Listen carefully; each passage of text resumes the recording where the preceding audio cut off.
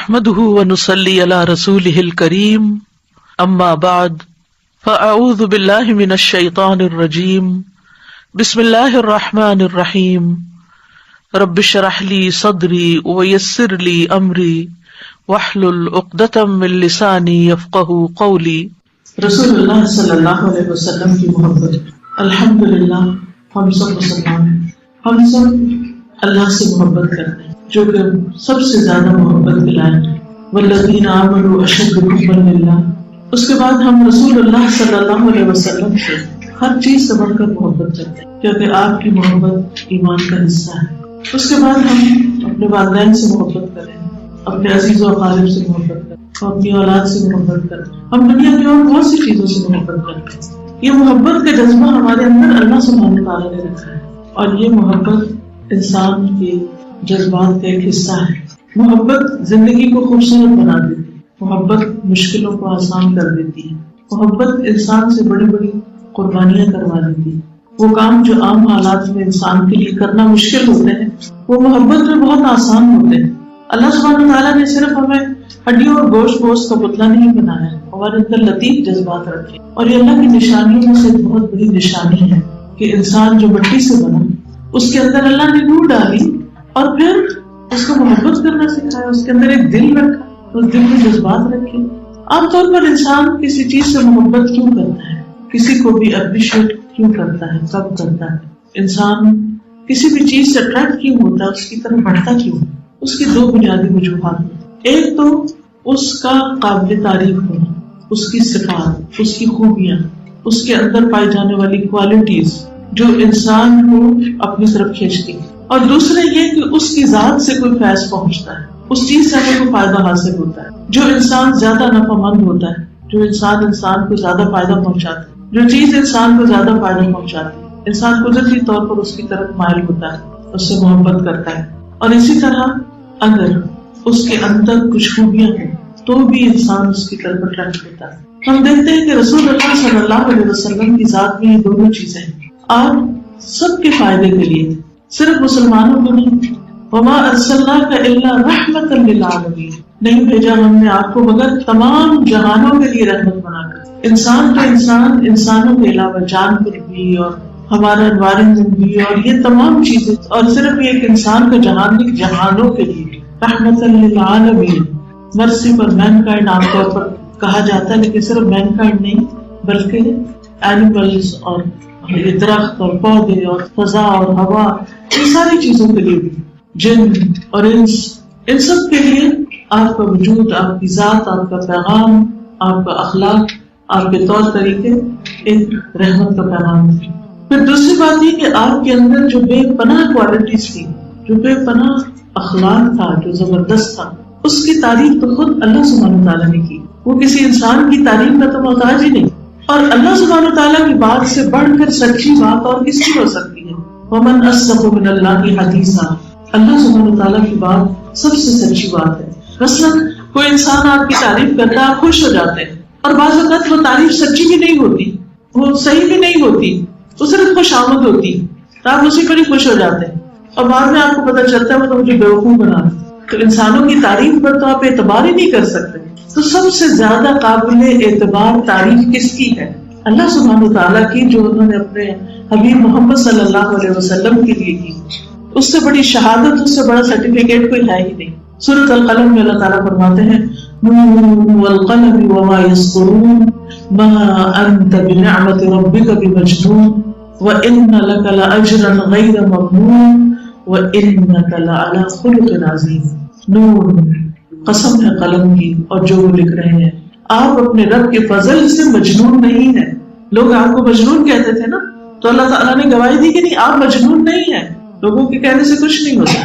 وَإِنَّ لَكَ لَأَجْرًا غَيْرَ مَمْنُونٍ، اور آپ کے لیے وہ اجر ہے یقینی طور پر کہ جس کا سلسلہ کبھی ختم ہونے والا ہی نہیں۔ اور اس کو بھی اگر آپ دیکھیں تو یہ کہ جو بھی ہمیں ہدایت پہنچی ہے قرآن میں سے، سنت میں سے، ساری کی ساری آپ ہی کے ذریعے پہنچی۔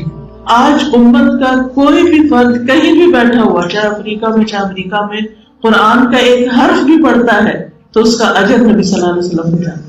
ایک لامتناہی سلسلہ ہے، اور ہر روز وہ اجر بڑھتا چلا جا رہا ہے۔ اور پھر دوسری طرف ہم میں سے ہر شخص درود پڑھتا ہے. یعنی جب سے اللہ سبحانہ تعالیٰ نے یہ درود سکھایا اور نبی صلی اللہ علیہ وسلم کے ذریعے ہم تک پہنچا اور ہم سب پڑھ رہے ہیں اور پڑھتے چلے جا رہے ہیں اور پڑھتے چلے جا رہے ہیں.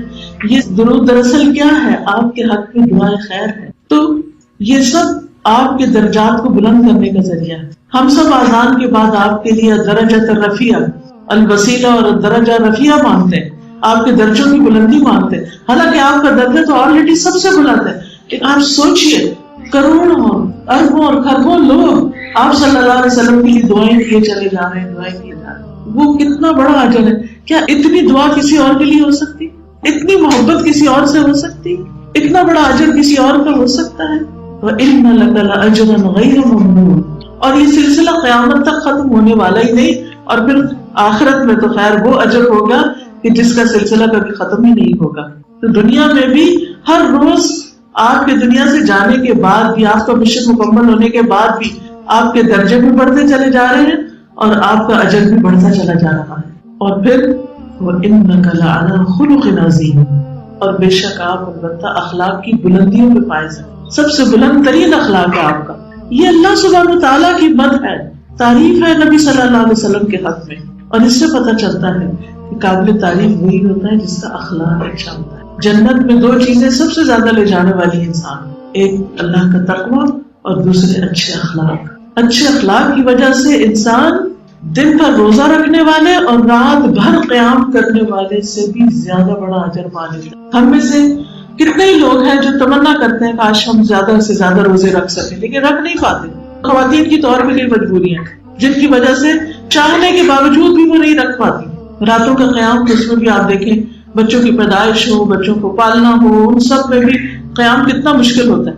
اور بعد ٹائم عورتیں سارے پروسیس سے فارغ ہوتی ہیں کہ خود اپنی گھٹنے لے کے بیٹھ جاتی ہیں، پھر اور زیادہ عبادت میں سجدے تک سے مشکل ہو جاتی ہے. سجدے میں نہیں جا سکتے تو وہ عبادت جو ہم کرنا چاہتے ہیں وہ کر ہی نہیں پاتے.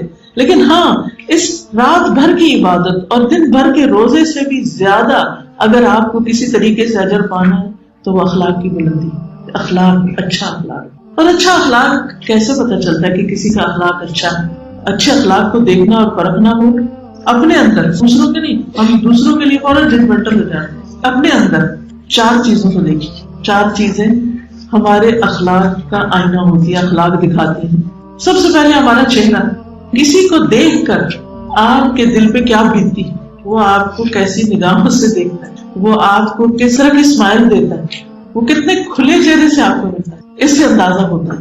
تو ہم سب اپنے میک اپ وغیرہ پر تو بہت توجہ دیتے ہیں، فیشل پہ اور اسکن کیئر پہ اور پتہ نہیں کیا کیا، لیکن وہ چیز جو حقیقت میں انسان کو خوبصورت بناتی ہے، وہ جھریاں نہیں جو انسان کے چہرے کو کنسٹرکٹ کر دیتی ہیں. اصل میں وہ جھریوں کے باوجود بھی بہت سے چہرے اتنے خوبصورت ہوتے ہیں کیونکہ وہ ویلکمنگ ہوتے ہیں، وہ آپ کو دیکھتے کھل اٹھتے ہیں. عبداللہ بن جریر البجلی کہتے ہیں کہ میں نے رسول اللہ صلی اللہ علیہ وسلم کو جب سے میں مسلمان ہوا جب بھی دیکھا ہے مسکراتے ہوئے دیکھا. کبھی ایسا نہیں ہوا کہ میں نے آپ کے چہرے کی طرف نظر ڈالی ہو اور آپ مسکرا نہ رہے ہوں. اور ہمارے بچے اور ہمارے گھر والے اور سرونٹس وہ شاید ترس ہی جاتے ہوں کہ کسی وقت اماں کے چہرے پہ اسمائل آ جائے، ماں کے چہرے پہ اسمائل آتی، گھر روشن ہو جاتا ہے، سارے بوجھ ہٹ جاتے ہیں، ہر چیز کھل اٹھتی ہے، دنیا مسکرا اٹھتی ہے. لیکن ہم سب کتنے بخیل واقع ہو. میں تو اپنی بات کروں، ہم سب کتنے بخیل واقع ہو. ہم سمجھتے ہیں کہ جتنا زیادہ ہم منہ بنا کے رکھیں گے اتنا ہمارا لوگ زیادہ ہوگا.